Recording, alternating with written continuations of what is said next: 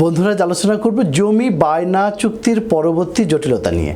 আপনি জমি বায়না করেছেন, বায়না রেজিস্ট্রিও করেছেন, কিন্তু এখন তিনি জমি রেজিস্ট্রি করে দিচ্ছেন না, নানা রকম তালবাহানা করছেন। অথবা বকরি টাকা পরিশোধ করে বায়নাগ্রহীতা জমি এখন আর লিখে নিতে চাচ্ছেন না। নো টেনশন, বায়নার দলিল অনুযায়ী আপনি জমি রেজিস্ট্রি করিয়ে দিতে বাধ্য করতে পারবেন, কিংবা বায়নাগ্রহীতার কাছ থেকে আপনি ক্ষতিপূরণও আদায় করতে পারবেন।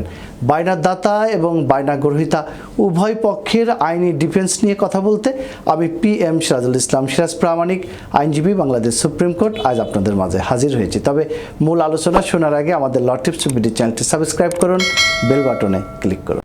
জমি বায়নানামা করার পর অর্থাৎ চুক্তি সম্পাদনের পর কোনো পক্ষ যদি চুক্তির শর্ত লঙ্ঘন করে বা চুক্তি অস্বীকার করে, তাহলে ভুক্তভোগী পক্ষ সুনির্দিষ্ট প্রতিকার আইন 1872 অর্থাৎ স্পেসিফিক রিলিফ